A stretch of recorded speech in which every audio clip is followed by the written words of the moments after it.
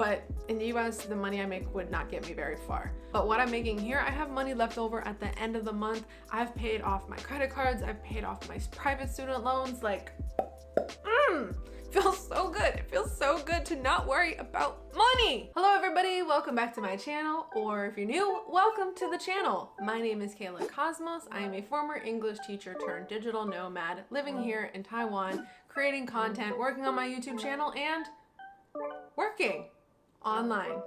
Today I'm going to be talking about something that I've been wanting to make a video about for a long time, and that is talking about how living in Taiwan has improved my mental health.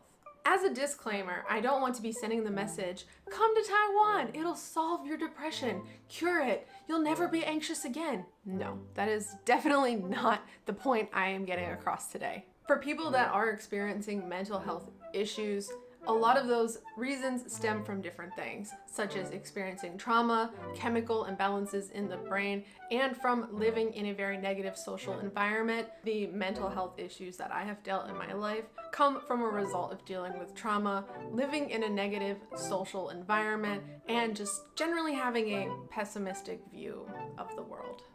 If you haven't gone to university yet, don't study sociology. So another disclaimer that I should add on to my other disclaimer is that I am in no way a mental health professional. I am just speaking from my experiences, and in my life, some of the things that I have dealt with were thoughts. I used to self-harm. I remember there were long periods, like months, where I would think like I just don't want to wake up. It's weird to think I used to go through those things because for a while now I haven't had thoughts like that, which is really nice. But I know that I have been in really, really dark and difficult places in my life. Ever since I was a child, I had been in and out of therapy. I haven't been in therapy for like a year or so now, which is awesome. But if you see a therapist, that's totally fine too. Like for real, like everybody should have a therapist, whether or not you are dealing with some type of mental problem. In this video, I don't want to be focusing on depression so much because I would go through bouts of depression, but it hasn't really been so consistent in my life. So I don't want to sit here and say, living in Taiwan has cured my depression, because I never feel like there are people who really, really suffer from depression. So that's not somewhere I really want to go. But something that has been consistent in my life is anxiety. And when you are an anxious person, there are certain factors and elements in your outside surroundings that can make dealing with anxiety really, really hard. So with that said, let's get right into it. So the number one thing I want to talk about is safety in Taiwan. And this is especially important to me as a female because when I lived in the United States, particularly when I lived in Philly, I dealt with a lot of harassment, like a lot of sexual harassment. Like I've been followed down the streets, I've been yelled at, not even like yelled, like I've literally been screamed at from the other side of a street block. I have been threatened, like walking home in the middle of the night.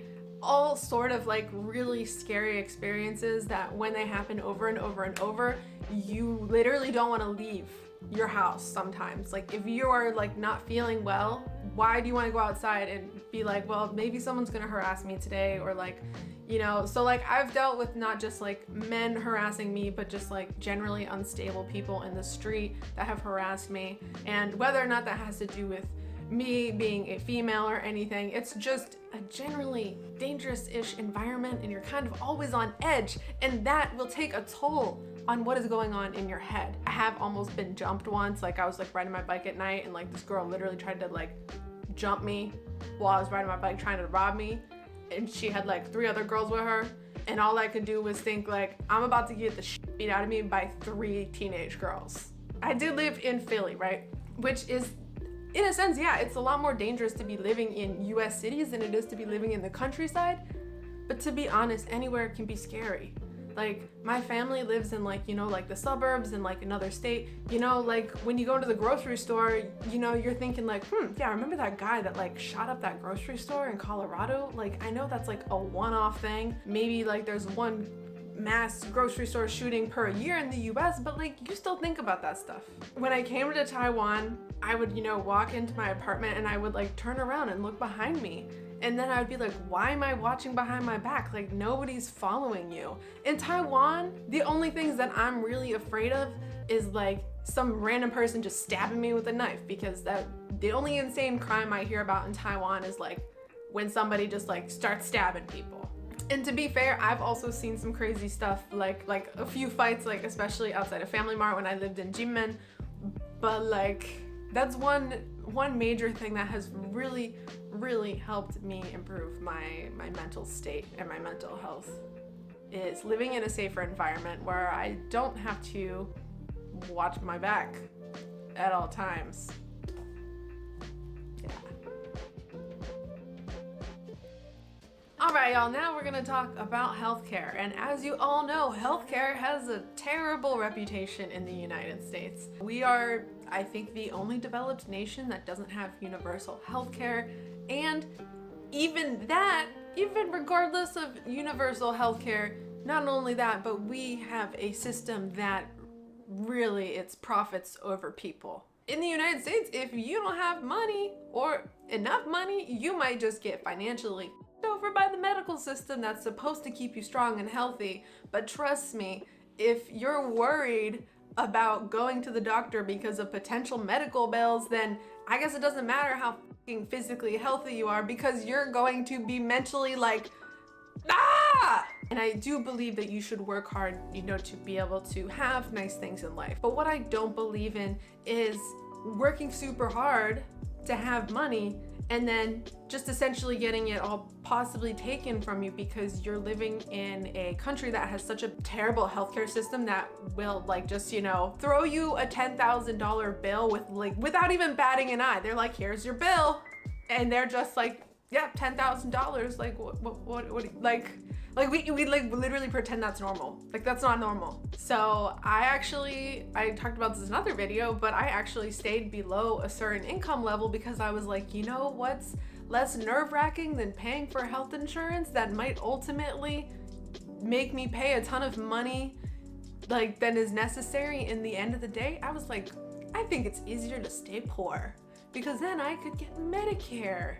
I think it's Medicare or Medicaid, whichever one it is for the young people, because that was free healthcare. And it didn't make me anxious thinking about having healthcare. So I did, you know, enjoy that system, but you know what, like also it kind of sucks. Like, I don't want to be a leech, but I just don't want to be a victim of insanely high healthcare costs that a lot of people get thrown on them, and they don't deserve them. You know, they don't deserve to be like, well, now I'm thousands or hundreds of thousands of dollars in debt because I needed to save my baby because it was born without a butthole, and now we saved my baby, but now I'm like $1 million in debt. That's a real story, by the way. I'll go find it. I'm like 99% sure that's a real story.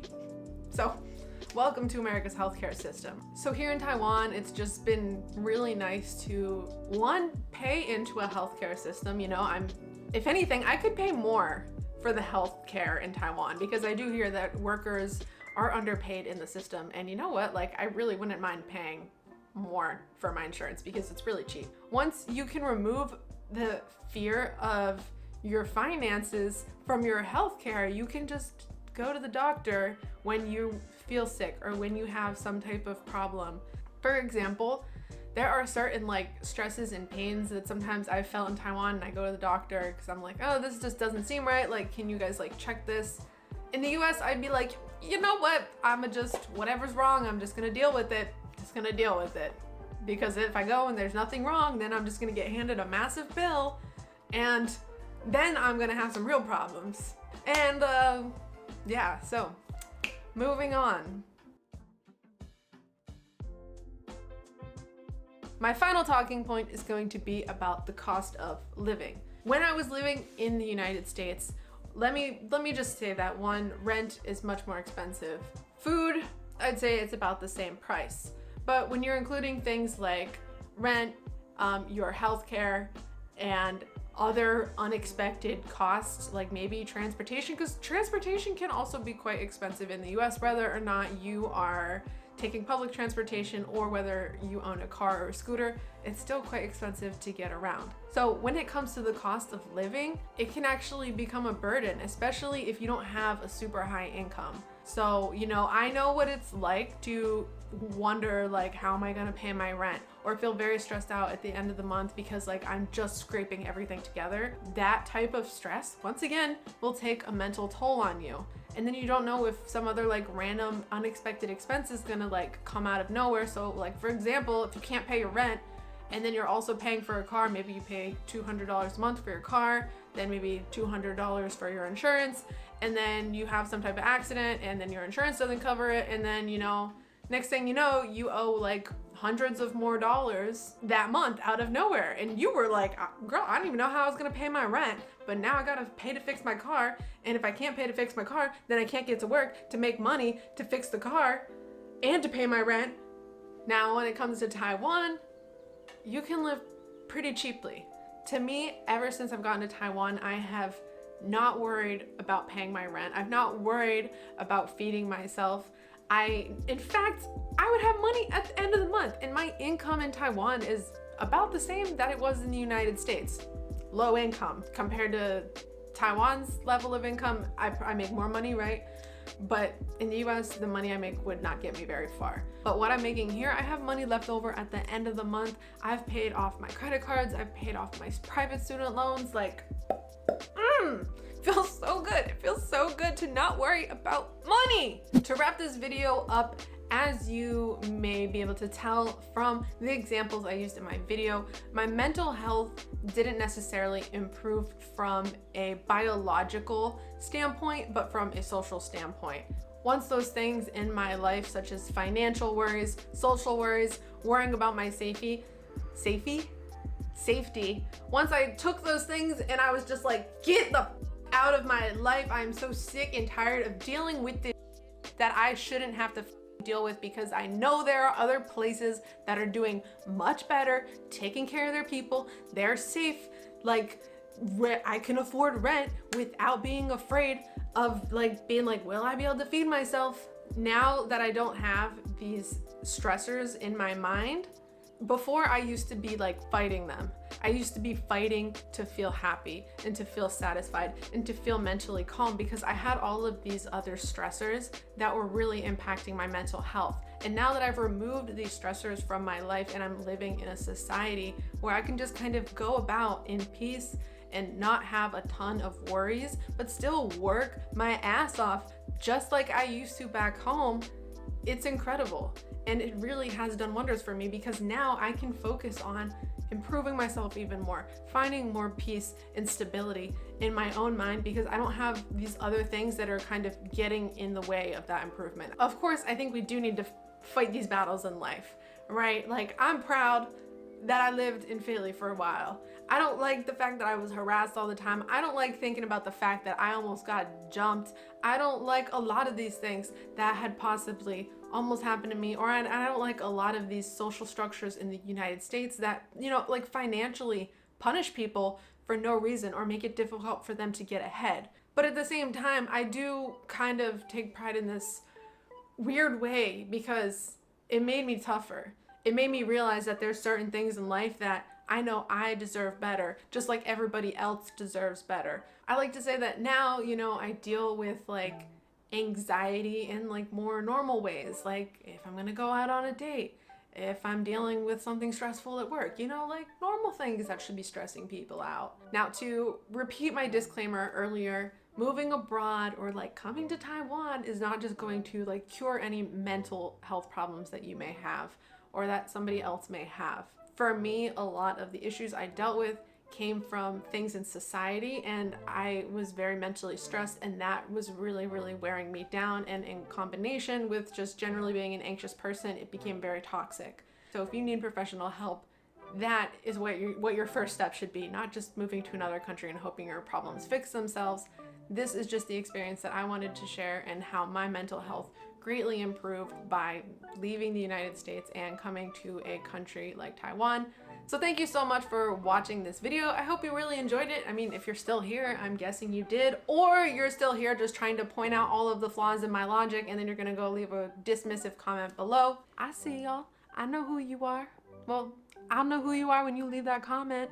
Nonetheless, if you enjoyed the video, please give it a big thumbs up and please subscribe to the channel if you want to continue along with me and my adventures in Taiwan and other commentary content or head shaving content, because you never know what I might put out there next. Thank you again so much for joining me, and I will see you next time. Peace.